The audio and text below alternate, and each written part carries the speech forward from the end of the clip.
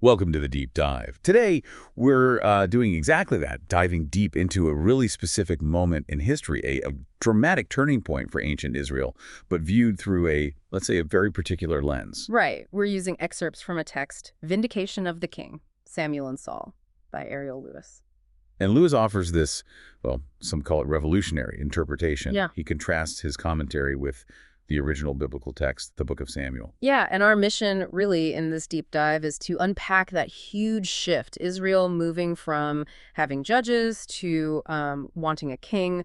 We'll explore Samuel's warnings, which are pretty stark. And the people's reaction, their insistence, Yeah. and then, of course, the surprising arrival of the first king, Saul. We're aiming to dig into the hidden dynamics and maybe some fresh insights Lewis brings out from these sources. And right at the heart of it, isn't it, is this tension. You've got Samuel heartbroken over the people's choice, and then Israel just stubbornly wanting to be like all the nations.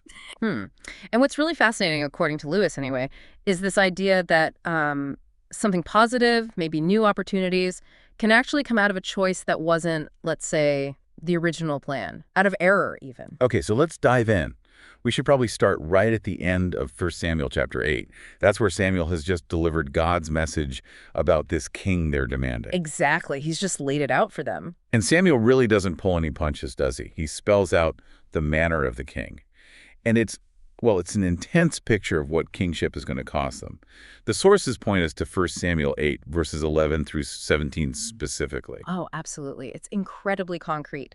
The king, he says, will take their sons for his military, chariots, horsemen, captains. And for labor too, right? Plowing, harvest, making weapons. Yes. And he'll take their daughters as perfumers, cooks, bakers, essentially servants. He'll seize their best land, their fields, vineyards, olive groves. The best ones. The best ones, yeah. And give them to his servants. He'll take a tenth, a tithe of their crops and flocks for his officers. And even their existing workforce. Their men servants, maid servants, the best young men, even their donkeys, all for his work. The bottom line, verse 17 says, is you shall be his servant. It sounds like total absorption. Their entire lives, their economy, just funneled into serving this one figure. That's certainly the material cost, the practical side. But Lewis, in his commentary on that verse 17, he adds another layer. It goes beyond just property and labor. What does he add? He argues the king won't just take their stuff. He will, and I'm quoting Lewis here, take your liberty and freedom of speech and disband this acting committee. You will have neither power nor voice. Wow. Liberty and freedom of speech. That feels deeper. Like taking away their agency. It really does. It's about control, not just resources. And the biblical text follows this up, right? In 1 Samuel 8:20, it says that later on the people will cry out because of this king they chose, and the Lord will not answer you in that day. That sounds ominous. Very. And here Lewis offers this really profound interpretation of that verse. Some might even say revolutionary, connecting that future silence from God directly back to their present choice. The choice to give up freedom of speech. How does he link those? Well, his idea is that by limiting their freedom of speech now, they actually damage their fundamental ability to use language effectively at all later on. You mean even for things like asking God for help or forgiveness? Exactly. It's like by shutting down honest expression, they create an impediment within language itself. So God not answering isn't like a direct punishment from above necessarily, but more a consequence, a natural outcome of them silencing themselves. That seems to be Lewis's angle. God isn't being deliberately deaf, but they've essentially damaged the tool language they would use to cry out. They've shut themselves, and even their descendants, he suggests, out of effective communication. Think about it. If you suppress truthful speech, especially towards power, does that not somehow corrode the very integrity of language for any purpose, even connecting with the divine? That's quite a thought. Lewis basically says, to limit the freedom of speech is to erode the very existence of language. It's a powerful connection he's making between political choices and the essence of communication, even spiritual communication. That idea that political conformity could actually diminish our ability to connect, even spiritually, that's a heavy takeaway from Lewis. It really makes you think about the cost of going along, staying silent. And yet, despite all these warnings, these incredibly dire predictions, 1 Samuel 8 verses 19 and 20 tell us the people just refused. They wouldn't listen to Samuel. Nope. They doubled down. Nay, but there shall be a king over us. That's what they said. That we also may be like all the nations. They wanted that external validation, that structure, and specifically that our king may judge us and go out before us and fight our battles. They wanted someone else to take charge, basically. A visible leader, a figurehead, someone to handle the tough stuff. So Samuel, clearly dismayed, reports this back to the Lord. That's in verses 21 and 22. And the instruction comes back from God. Hearken unto their voice and make them a king. It's almost resigned. Then Samuel dismisses the people. The choice is made. They got what they asked for. And this is where Louis brings in that surprising perspective we mentioned earlier about finding opportunity in error. Right. Louis observes that even though Israel picked a path that, well, wasn't the original path to divine purpose, God doesn't just wash his hands of them. He works with it. That's the idea. Louis says God readjusts to the new situation to guide them towards new opportunities to make right choices. So it wasn't plan A, maybe not even plan B, but God can still guide them forward on the path they chose. That's Lewis's argument. He wraps up this thought saying a positive manifestation can rise out of error. It suggests, that even when we humans mess up or choose a detour, there's still potential for divine guidance, for something good to emerge within those maybe less than ideal circumstances. It's a pretty hopeful view, in a way, about how providence and human free will might interact. It is. And it leads us, perhaps unexpectedly, right into chapter 9 and the introduction of the man who will actually be this king. Saul. Okay, so 1 Samuel 9, verse 1. It starts by introducing his father, Kish, described as a preeminent man of Benjamin. A man of standing. And Louis gives us some context about that tribe Benjamin. What does he say? According to Louis, the Benjaminites were seen as highly independent and elitist, and crucially, extremely suspicious of the prophetic movement. Ah, okay, so they're kind of resistant to Samuel's whole world. That sets the stage for Saul's background. Definitely. And then verse 2 introduces Saul himself, Kish's son. The text says he's young and goodly, in fact, the most goodly person in Israel, and tall, taller than everyone from his shoulders and upward. He physically looks the part then, the kind of impressive figure that people might have imagined wanting. Louis adds he was bred to be distinguished and higher. He certainly has the outward appearance, but the path that actually brings him to Samuel and eventually the throne, it starts with something incredibly ordinary, mundane, really. Lost donkeys. Verse 3. Kish's asses wander off, and he sends Saul, along with a servant, to go find them. Right. Not exactly a quest for glory.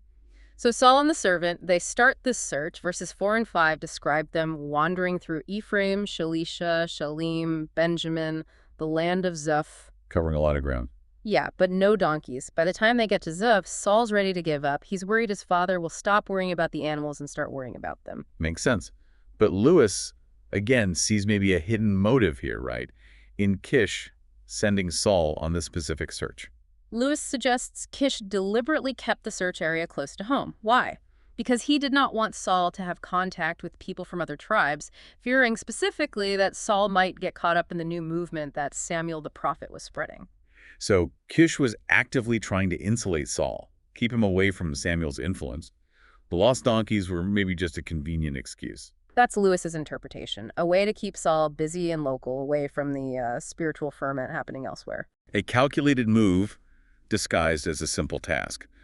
But, the plan seems to backfire thanks to the servant. Verse 6. Exactly. The servant pipes up. He says, hey, in this nearby city, there's a man of God, someone important, held in honor, whose words apparently always come true. He suggests, why don't we ask him where the donkeys might be? A practical suggestion. But Louis reads something more into this servant, doesn't he? He does. Louis identifies this servant not just as some random employee, but potentially as a hidden messenger from the prophets. Whoa! So the servant might have had his own agenda. Louis thinks so. That this servant wanted Saul to meet Samuel, that maybe the whole donkey search wasn't random at all, but sort of engineered by the prophetic network to get Saul to Samuel. The servant is a plant. Okay, Right. that completely changes the dynamic. It makes Saul's reaction in verse 7 even more interesting. He doesn't jump at the chance. He worries about the protocol. What gift can they bring this man of God? They've run out of provisions. And Louis connects this hesitation directly back to Saul's upbringing. Remember, his family opposed prophecy and the spiritual movement. They stuck to traditional customs without searching for the salvation of spirituality. So Saul's first instinct is about the proper etiquette. the expected gift rather than the potential spiritual insight. Exactly. It reflects that traditional, perhaps slightly detached mindset he was raised in, more about form than maybe faith. But the servant, the potential hidden messenger, he smooths the way. Verse 8, he says, look, I happen to have a bit of silver, a quarter shekel. That'll do as gift. Problem solved. The meeting can happen. And then the text gives us that interesting little historical note in verse 9 about terminology. Right, the difference between seer and prophet. It says back then people used the word seer almost contemptuously. Yeah, the text notes they pronounced it sarcastically, linking seers with charlatans who seduce the people into believing in the supernatural powers of witchcraft. Not a compliment. Whereas prophet became the term for the real deal, the holy men of God, to distinguish them from the fakes. Precisely. And Louis really leans into that contemptuous angle for seer. He emphasizes the sarcastic pronunciation, the association with witchcraft and deception. It highlights the skepticism that people like Saul's family would have felt towards these figures. Which makes Saul's decision in verse 10, given his background, quite significant. He just says, well said, come, let us go. He agrees. He overcomes that family background, or maybe just follows the servant's lead. And as they're going up to the city, verse 11, they meet some young women drawing water. They ask them if the seer is around. And Louis finds significance, even in this brief encounter. He does. He suggests these women were actually trying to flirt, basically, to attract the attention of Saul, the handsome young nobleman. Louis thinks that's why the text includes this extended dialogue. It signals a social interaction. Interesting. So it's not just incidental detail. Louis sees a social dynamic. Right. But Saul, Louis notes, seems to ignore their advances. Why? Maybe his high moral standards from his respectable family, which in his view meant not being overly interactive with women. And Louis contrasts that kind of standoffishness with what he sees as the norm in the prophetic movement. Yeah, he mentions the more integrated interaction of men and women in courting young people within Samuel's circle.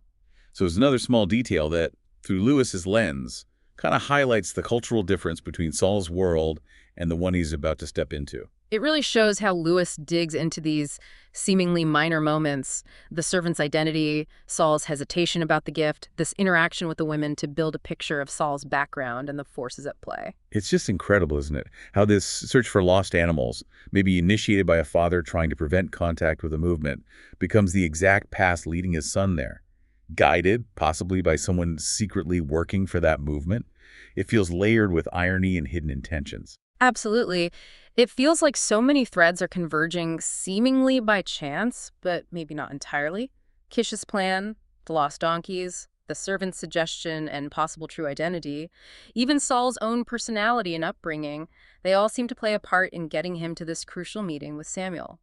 So wrapping up this part of our deep dive, we've really traced quite an arc. We started with a nation making this determined choice, ignoring these stark warnings about losing not just stuff, but maybe even their very ability to communicate effectively, their language itself. And then we followed the very unexpected path of the man chosen to be their king, this physically impressive guy from a skeptical family that deliberately tried to shield him, who ends up on a hunt for lost livestock. A hunt that, maybe through some hidden nudges, leads him straight to the leader of the very prophetic movement he was supposed to avoid. And these insights, these layers, have come from really digging into the sources you provided, looking at the biblical text itself, 1 Samuel, side by side with the unique, sometimes challenging commentary from Ariel Louis.